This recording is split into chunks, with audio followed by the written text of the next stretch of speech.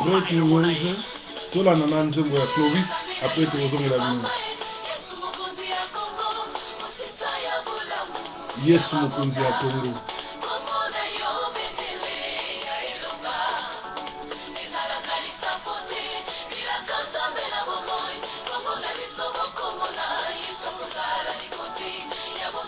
Lelo tozala ba nouvelle à CAF, la révélation, parce que Breaking News est comme un journal, il y a investigation. On a Alain Moloto, le fils spirituel, Clovis Mutazoyema. Musisa Bolabo ya Mabota. Kombo ya Yesu Bendelo Yelongo. Ezakali sapoto. Bilaka Nzamba loba. Kongo na biso. Congo, Yesu ozali boso.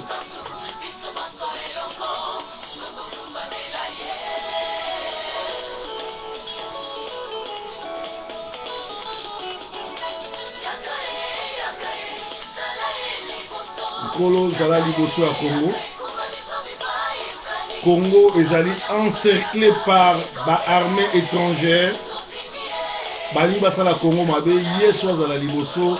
Pona kuanéantir plan nyonso ya Rwandais na ba ennemi ya Congo.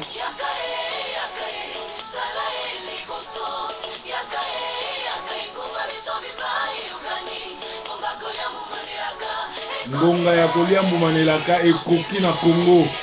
Ba Rwandais oyo bozomona bokomona bango isute po bakopakata mbango ndenge bayaki. Tokokoma. Tokokoma bilaka tozolanda oyo Nzambe aloba mpona Congo ekokokisama. Oyo Alain Moloto a prophétisa Yesu le roi de Congo ekokokisama. Tokolanda ngo. Kumba biso tokokoma.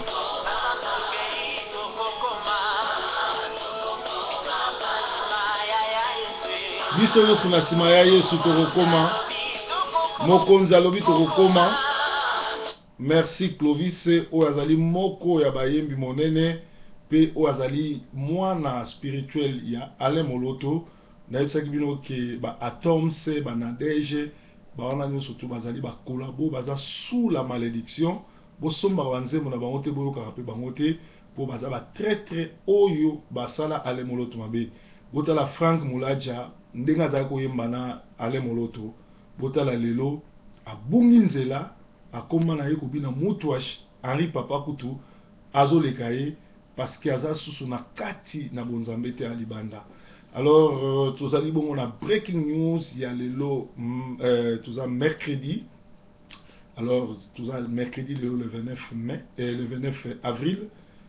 Donc tozoloba boye tango proverbe alobaka ba pasteur mingi basimbi bakisi pe bazo futa mbongo na ba mpo ba envoûter bato pona bato wana ba ko témoigner pona bango bozo tia tembe. Oyebi soki oke ko sangana Bible ezoloba ne prenez pas part à leur péché. Ko prendre part na péché à un pasteur, un faux pasteur zani. Yozo belate ou bien yozo belo bikite oke ko témoigner ko biki. Soki ezaki mo Congo, okosi ke obiki na mo Congo. Okobela mokongo pasi koleka 10 fois po ke kokosa ti okoya koleka awa na breaking news tubondeli Nzambe pona yo o témoigner kokosa kisima mokongo na ebiki. Botala bato nyonso ba témoigner ke bazobela mikongo bofanda premier na bango boyoka ndenge bazolela mokongo pasi po babikite. Alors tozlobaki mikolo ute koleka bato balandaka breaking news eza na garçon moko poli abengaki biso aleka pe na Zion ko témoigner ke abiki nzoka ezalaki cop sakayon sapesaka mbongo asala faux témoignage et garçon wana bapesaki ndambo mbongo le akomoki de senga mbongo ne sakayon salaki yaki mabe garçon na bengaka nga je crois botala ba breaking news na biso news mukomso bomona abengaki nga lingaki a témoigner na aloba makamuni eleka une église ngale na peseli na breaking news ke na pokwa bokolanda poli a ko témoigner ba bengai ba menaça ya témoigner te pe ba lakaki ke soka mikolo balika mona kokufa. Bande konanga poli lelo asi kotika biso banda lobi na Londres poli oyo atémoignaki ki abiki ezaki ko témoigner à lokuta bapesaki mongo na Sakayosa na Zion. Poli akufi d'une manière mystérieuse. Bato bavandi na Londres, bato bavandi na Bradford, place ya Koli pe avandi ba yebi masolo oyo na ngongo oyo Poli aza suta tiki biso. Alors Poli azali beau-frère ya Kipulu.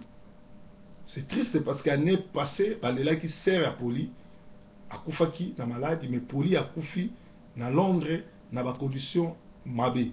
Nazana ba text message au Poli akomela kinga alobi banda a témoigner azali kolala bien te, azali kolala Sakayosa azolanda ye na banzete bazo menancer pe balobaki soka meko beta lisolo makambo eleka kuna akokufa. Quelle est cette église soki olobi mabe to o témoigner makambo ezoleka kuna yo kufa?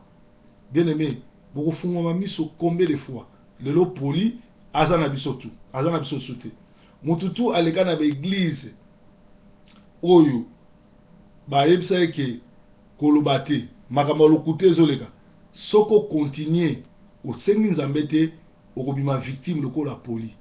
Tala Poli lelo ayaki koluka lelo azongi ngai proverbe pe Sentinelle TV tozaka na souci kaka mutu moko akufa Kabila na ba Rwandais nyonso Congolais Angolais toza ba famille toza na posa to bomana te liwa ya un Angolais liwa ya un Congolais liwa ya mutu nyonso ayako luka na mboko oyo pesa biso pasi tokozala na ba différence tokozala toyokana kite mais na kosepela na coin ozali ozala na kimia yo na mwasi na bana tango nazoka ndeko boya kufi et pourtant tokokaki ko sauver ezopesa biso mawa parce que ayaki koluka akufi na kati ya champ de bataille. Paix à son âme Poli mabela bakoko na biso ezalela yo pété pe bino botikali bozomaye na ba mama mingi bazui milimo ya ba mama ya Liège pe ya Anvers ya ko contrôler ka mabala bana na bango ko boma mabala bana na bango ko tindika bana na bango mingi miso basa kindumba. Alors ndenge moko lelo oyo ba mama ebele bazo kabola ba mabala toza na dossier awa mwasi ya Placide na yebite soki za mwasi na ye soki za makangu na ye soki na Placide Kasanda oyo alekaka na TV na kosenga na bino botalaka ba émission na été parce que ce frère azana kamoko spécial soki azana kindoki te asimbelaka bandoki bilamba.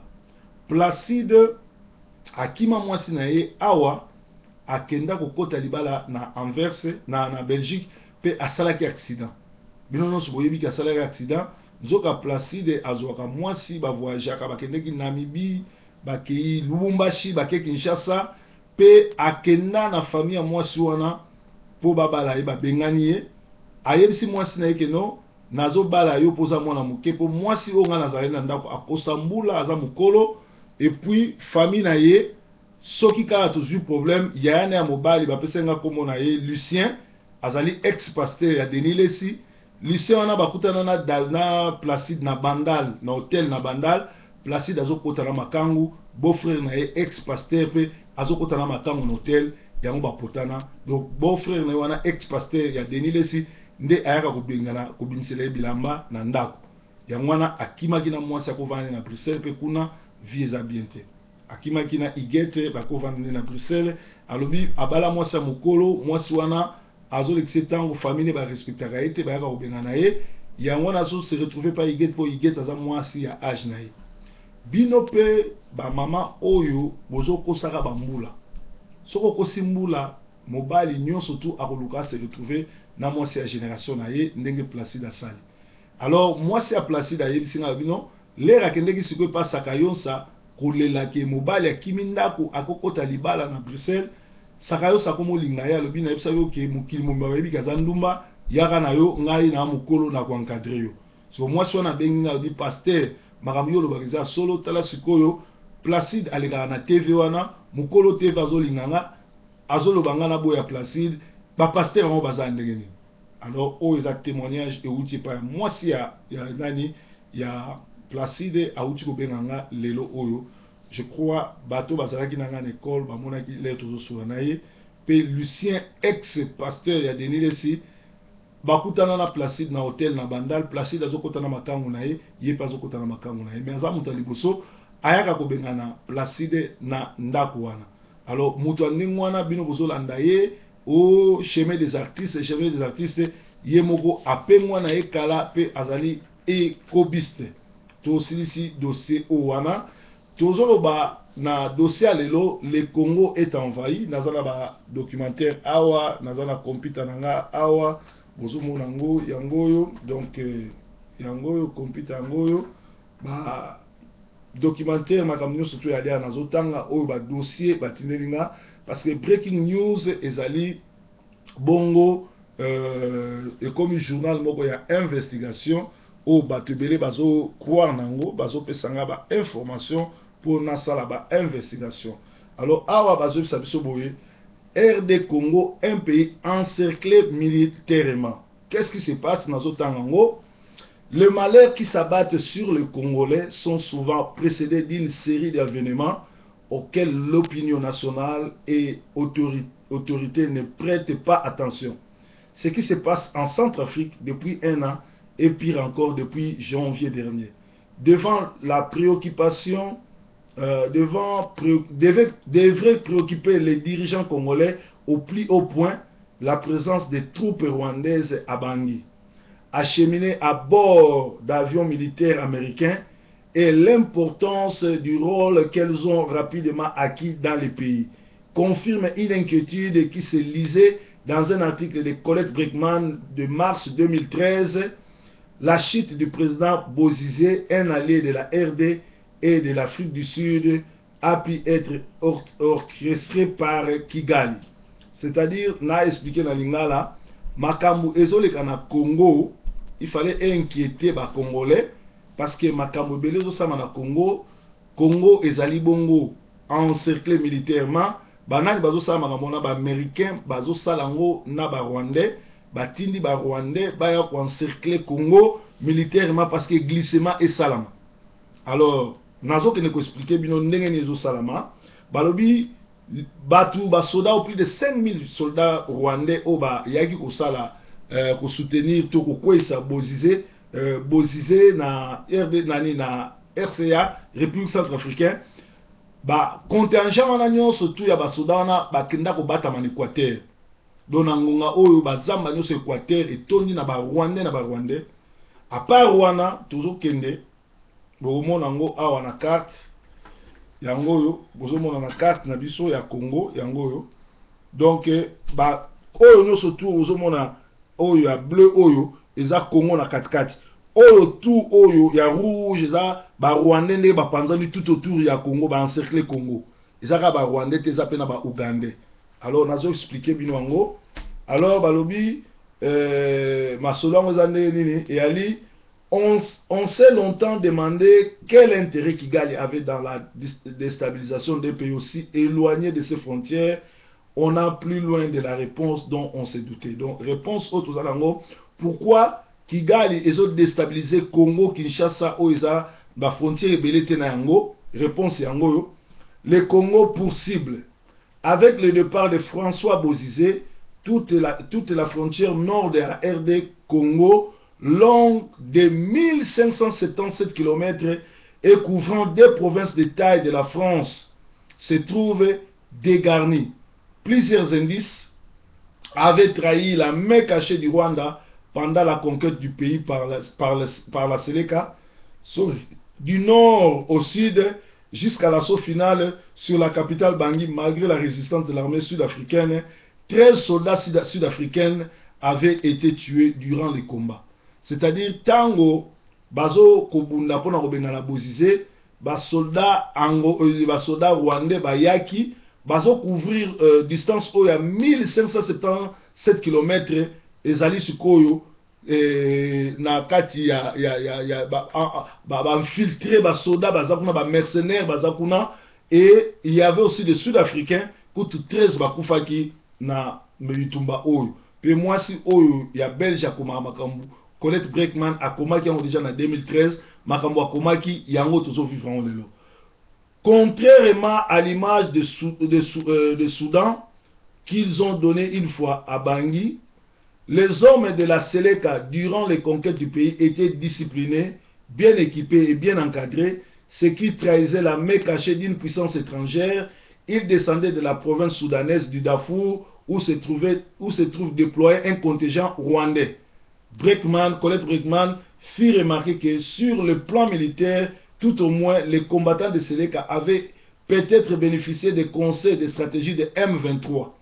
Le possible lien entre les Seleka et les dirigeants rwandais avait été éblouté au détour d'une maladroite allusion de Jean-Marie Runinga, l'ancien président du M23. Oyo aza rwandais yemoko na biloba ayaki ko beta lisolo ko panza poke ndenge ni bazo organiser bazo travailler pour na kotia Congo na katieto. Un an plus tard, les agents rwandais parrains de M23 ont discrètement mais pratiquement pris le contrôle de la Centrafrique sous couvert de la MISCA, Mission internationale de soutien à la Centrafrique, si bien qu'ils peuvent impunément se livrer à des actes aussi graves que les assassinats de réfugiés rwandais qui vivaient en paix dans ces pays, sémant selon Jambo News Net la terreur dans la communauté rwandaise de Bangui. Donc, tango tout wana bakoti babandi ko boma batu et puis bazalaki bongo protéger to bazalaki bongo na baja M23 oyo esi ba récupéra Centrafrique. Alors, pour l'anecdote au sujet de l'importance que le contingent rwandais de la MISCA a prise en Centrafrique, le président centrafricaine Catherine Samba Panza est aujourd'hui sous la protection des soldats rwandais. C'est-à-dire que moi si oyaza présidente na Centrafrique, Catherine Samba Panza azane marionnette batu bakengela keza ba rwandais nde bazu ba récupérer Centrafrique do basi ba botoli territoire rwanda. Alors Samba est aujourd'hui sous la protection des soldats rwandais. À Kinshasa, les autorités, c'est-à-dire les Rwandais au Bazan à Kinshasa, Kabila, Ruberwa, Bisengimana, Kengo, groupe Nabanga Rwandais, il y a des génocidaires.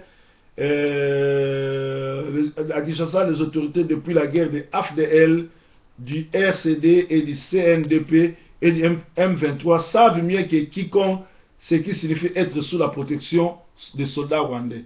C'est-à-dire, ils ont un code, na Kinshasa, parce que les Rwandais. Ceux qui ont déjà que Batouana baza sous la protection des soldats rwandais, et ngoloba basi ba récupérer territoire, Kagame na nani Museveni, Oyo, Mwanda yela Mobutu pe atia na pouvoir, batu bazo diriger le Kamwana. SOS, province de l'Équateur. Province de l'Équateur, ils ont envahi na ba Rwandais, bazo boma, bazo massacrer, bazo sala nyoso balingi ko violer basi na biso, pe ba misusu basi ba komi na Mwanda, bomonaki na Mwanda na une seule journée. Plus de 500 personnes peuvent violer plus de 2000 femmes. Alors ainsi, le numéro 1 d'un pays aussi important pour la sécurité du Congo comme la Centrafrique devient tel comme certains dirigeants congolais à une certaine époque obligé du régime de Kagame et la capitale de son pays se trouve juste sur l'autre rive de la rivière Ubangi. Ubangi, en face des villes congolaises de Zongo, province de l'Équateur.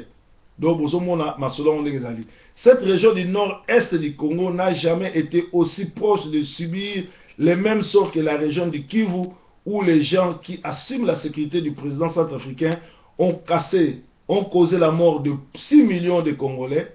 La relative paix qui régnait exceptionnellement dans cette partie du pays pourrait bientôt ne devenir que du passé, d'autant plus que les ingrédients de la déstabilisation sont tout à fait réunis. C'est-à-dire que ingrédients, pilipili, matungulu, nous c'est ça la rapote, trouble salama, pote, mboke kota na kao, ici, ils ont réuni, nous surtout à la base de bon pour la nini, glissé, Hippolyte Kanambe, atika na pouvoir, élection salamate, kao salama, complicité anani, il y a IDPS, il y a un parti politique, nous Tshisekedi ayebi yango, yango azakoloba akende na dialogue na Kabila pour nous sauver. Tala ba obengisi ba tu ya IDPS ba isi bango tozo bima to ke marche mais bango ba konzi IDPS ba date wana bazui les gros bébés Félix Tshilombo wa bala rwandaise batindi na Goma akende ko district ba congolais tandis que côté batindi ko sasa ba congolais ko kanga bata IDPS. Donc papa na mwana bazo jouer rôle moko ya ko trahir Congo. En effet, dans cette province, parfois considérée comme la plus riche du Congo, on assiste à une accumulation de frustrations politiques.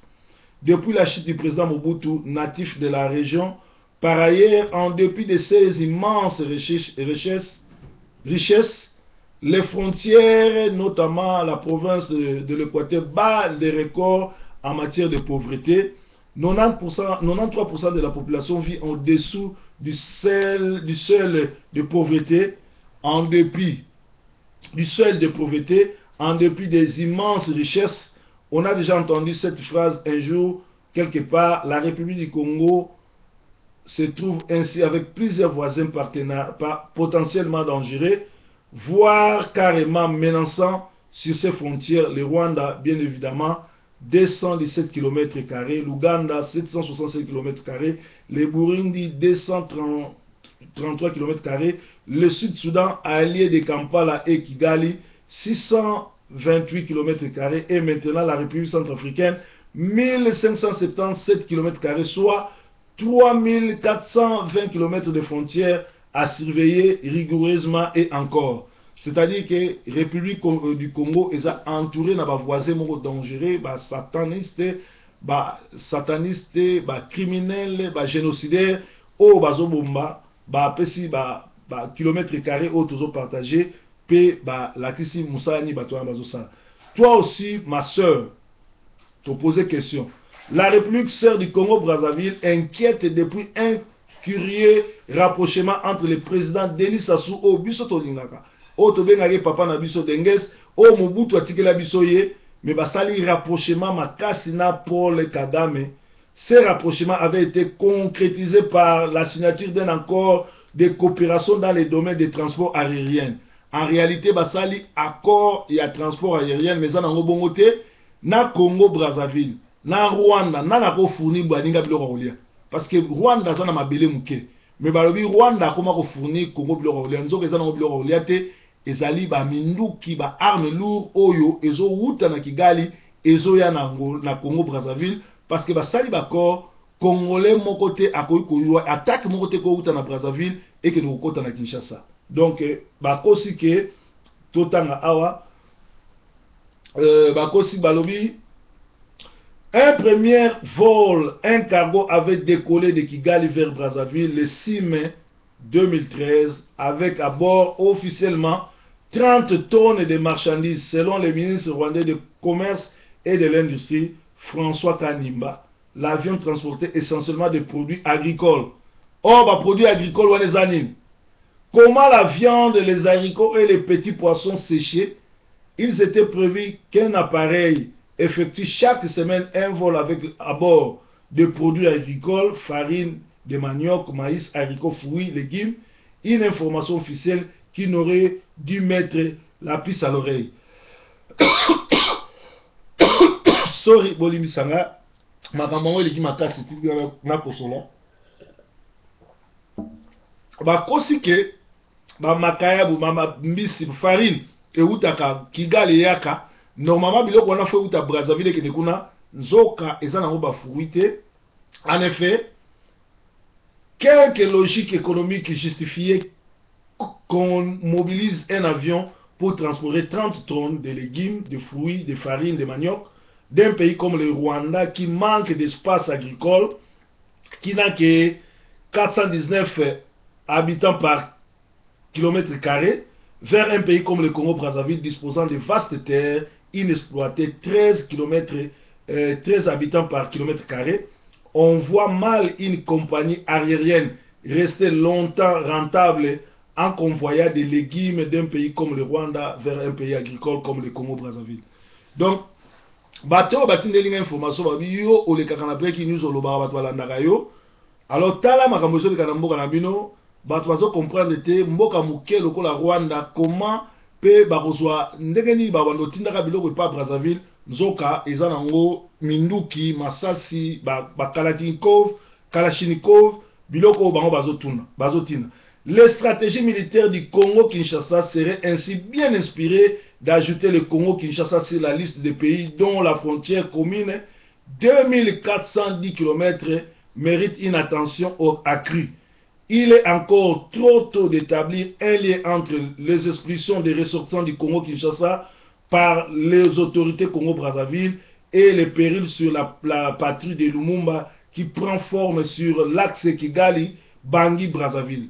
C'est-à-dire, Rwanda, Eto, Babanina ko expulsé, soldats nyonso Mobutu, pe soldats oyo ignere, o babatamaki na Brazzaville, bomi ebele, pour la stratégie na bango ya ko encercler Congo, pour la chaos. Na chaos wana, bakosala sikondeni bakokota na Kinshasa, ndenge babomi na Mwanda, nde baoboma na Équateur, liwa yokota na Kinshasa baotia chaos, comme ça Kabila revenir à l'oba moyen sa élection zate, parce que le pays est en guerre.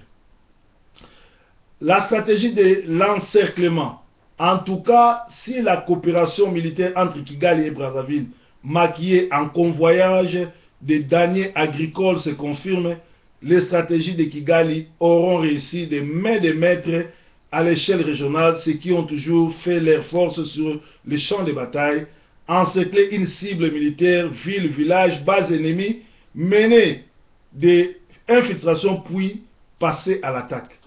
Rwanda basala toujours ndengwana, encerclaka ville, village, base to ennemi, infiltrer na kati pe passer à l'attaque. C'est ce qui se passe au Congo. Baza déjà partout, continue à l'attaque.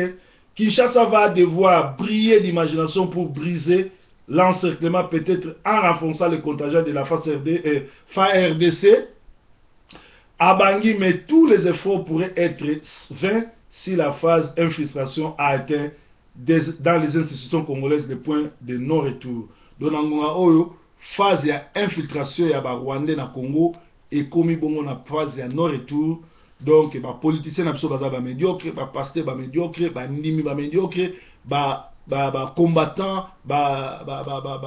tout le monde sont combat, mingi bazo raisonner net biso bazate médiocre. Mais et là que ça biso bien zani, nzembo oyo to yembi to lobi na Congo to kokoma. Biso ale moloto nzamba lobeli nzamba zali roi, Jésus-Christ azali roi Congo. O eza plan na bango. Alors tout ce qui est dévoilé est nul sans effet.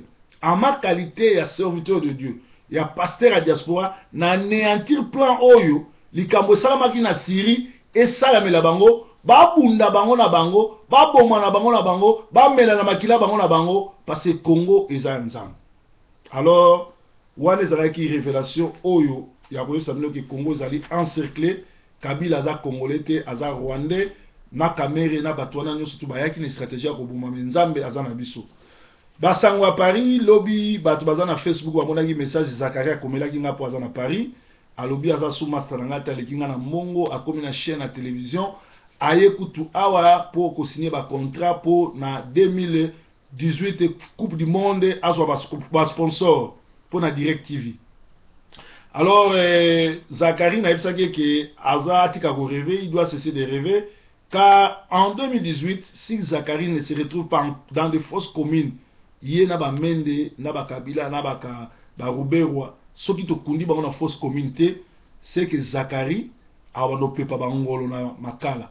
Ba tu wi ngolo na makala, ko pepa ngolo na makala, ba yebi ozana makala. Donc atika ko rêver, il y a ba Mende, ba ozala kuna, donc eza mawamingi. Alors to souk saka breaking news dans Oseka. Mama oyo ya Mongala ayaki poto ayi tindiki ka mobali na ye ayekola kokumba mobali pe bino mo boyebi mibali bandika ba suba problème te atiki mwasi abando kumba le mwasi akumbi azokumba aleki feu rouge ya aleki police atuni ndeni oleki feu rouge ya bise non na biso na Congo soki feu za na rouge laksileka le treyo muke tokokoma Yesu nkolo. Breaking news. Yoga. Muta okangangwa zake. Ba Rwanda échec. Nkara échoué, Rwanda échec.